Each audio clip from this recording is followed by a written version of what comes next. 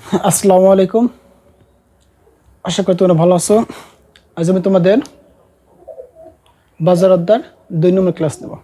তাহলে আমাদের পূর্ণ প্রতিযোগিতামূলক বাজারের সাবেক মুনাফা চিত্রের সাহায্যে ব্যাখ্যা করার আগে আমার জানতে হবে পূর্ণ প্রতিযোগিতামূলক বাজারের 2টা শর্ত। একটা কি প্রয়োজনীয় শর্ত আর একটা পর্যাপ্ত শর্ত। প্রয়োজনীয় শর্তটা কি? এমসি রেখা ও এমআর রেখা পরস্পর সমান। প্রয়োজন শর্তটা কি? এমসি রেখা ও এমআর রেখা পরস্পর সমান। আর পর্যাপ্ত শর্তটা কি?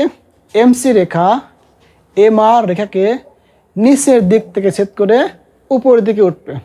যদি এই 2টা শর্ত যে বিন্দুতে মিলিত হবে ওই বিন্দুকে বলা হয় ভারসাম্য বিন্দু।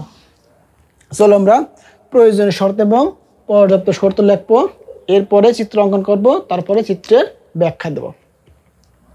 আর একটা কথা বলি, যদি মুনাফার পরিমাণ শূন্য হয় তবে এটা সাবেক মুনাফা অর্জিত হবে। মুনাফা সমান কি জানি? মুনাফা পাই সমান কি জানি বলো? মুনাফা পাই equal to T R minus T. টিআরটা কি?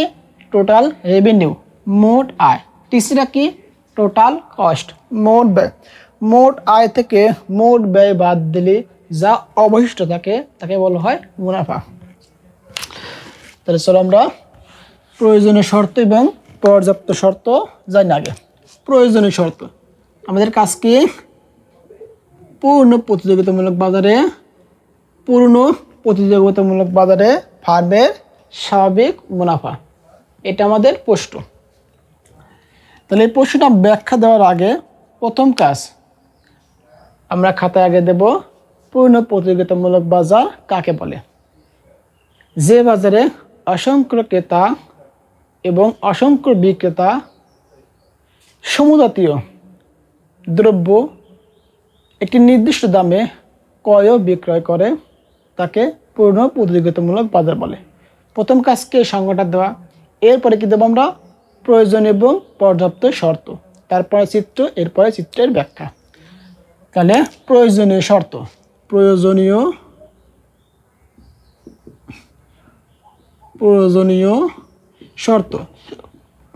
এমসি ইকুয়াল টু এমআর, তার মানে এমসি রেখা ও এমআর রেখা পরস্পর সমান। পর্যাপ্ত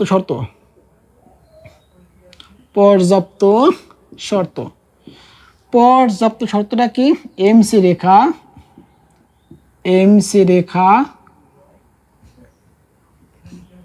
এমআর রেখাকে নিচের দিক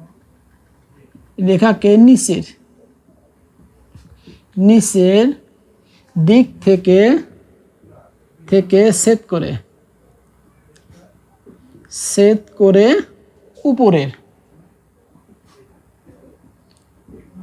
উপরের দিকে উঠবে। তাহলে প্রয়োজনীয় শর্তটা কি? এমসি রেখা আর এমআর রেখা পরস্পর সমান। পর্যাপ্ত শর্তটা কি? এমসি রেখা এমআর রেখাকে নিচের দিক থেকে ছেদ করে উপরের দিকে উঠবে। এরপর কি লিখবো? নিচে চিত্রের সাহায্যে ব্যাখ্যা করা হলো। তাহলে আমরা চিত্র অঙ্কন করব। চিত্র একদম সহজ, একটু মনোযোগ দাও।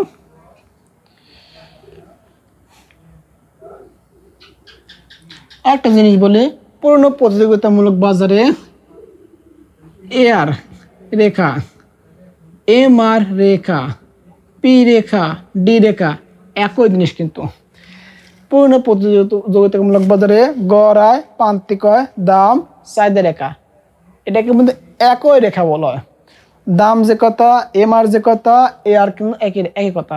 আবার এআর রেখাকে পূর্ণ প্রতিযোগিতামূলক বাজারে চাহিদা রেখাও বলা হয়, এমআর রেখাকে চাহিদা রেখা বলা হয়। তাহলে পূর্ণ প্রতিযোগিতামূলক বাজারে এআর, এমআর, পি, ডি এটা ভূমি অক্ষের সমান্তরাল। তাহলে এটা কি রেখা? এআর রেখা সমান এমআর রেখা সমান পি রেখা সমান আমি ডি বা চাহিদা রেখা বিবেচনা করতে পারি। কোন বাজারে? পূর্ণ প্রতিযোগিতামূলক বাজারে। এইটা আমার এমসি রেখা, একটু মনোযোগ দাও।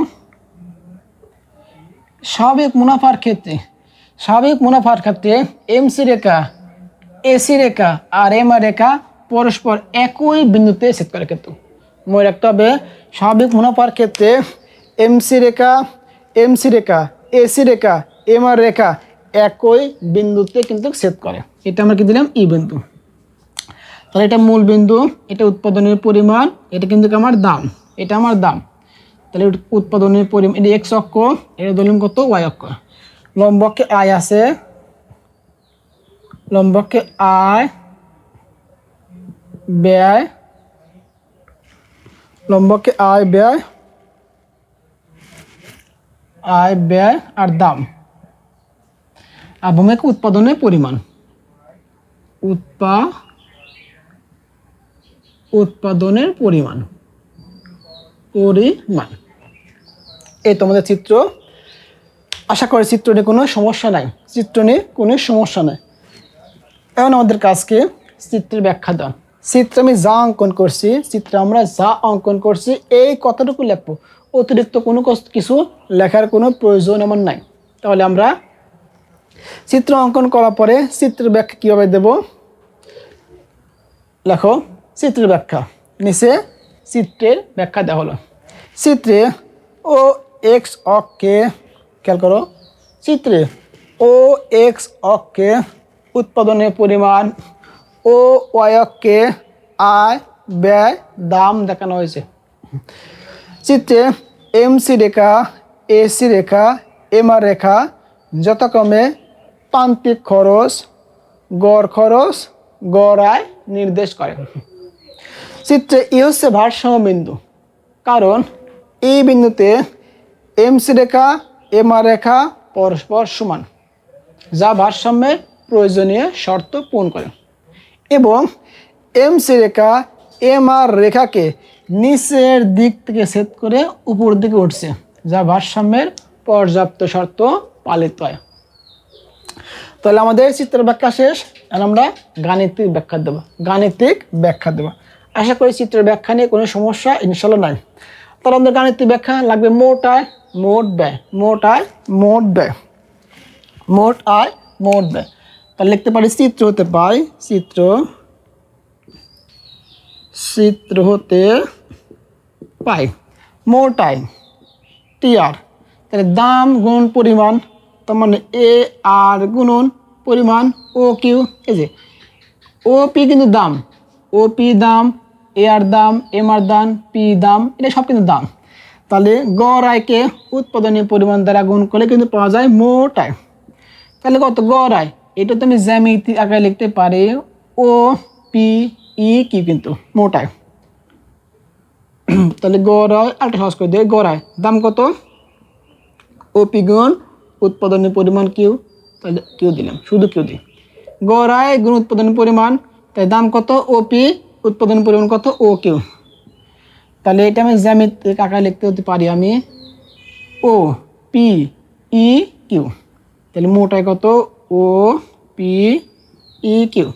এরপরে মোট ব্যয় টিসি, এসিকে উৎপাদনের পরিমাণ দ্বারা গুণ করবো, গড় খরচকে উৎপাদনের পরিমাণ দ্বারা গুণ করলে পাওয়া যায় কি? মোট খরচ। এর দাম কত বা গড় খরচের দাম কত? ও পি গুণ উৎপাদনের পরিমাণ কত? O Q. এটাই যে, এটা কিন্তু গড় খরচ, এটা কিন্তু খরচ, দাম এটা দাম, এটা আমার উৎপাদনের পরিমাণ, ও পিটা আমার দাম, ও কিটা আমার উৎপাদনের পরিমাণ। তাহলে দামকে উৎপাদনের পরিমাণ দ্বারা গুণ করলেই পাওয়া যাবে মানে মোট খরচ।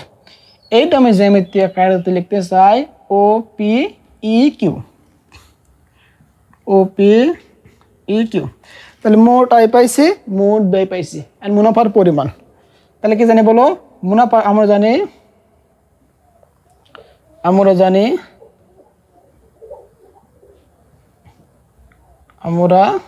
কি জানি কও? মুনাফা পাই ইকুয়াল টু মোট আয় টি আর মাইনাস টিসি। টি আর দাও কত? ও পি ই কিউ মাইনাস টিসি দাও ও P E Q, O P E Q. তাহলে ও পি কিউ কাটি যায়, বাসমিন কত কও? বাসমিনের শূন্য। যেহেতু মুনাফার পরিমাণটা শূন্য, সেক্ষেত্রে আমার এই বিন্দুতে পুনঃপ্রতিযোগিতামূলক বাজারে স্বাভাবিক মুনাফা অর্জিত হয়েছে। আশা করি তোমাদের পূর্ণ প্রতিযোগিতামূলক বাজারে একটি ফার্মের সাবেক মুনাফা, এই প্রশ্ন নিয়ে কোনো সমস্যা ইনশাল্লাহ নাই। আজকের মতো এতে শেষ। আল্লাহ হাফেজ।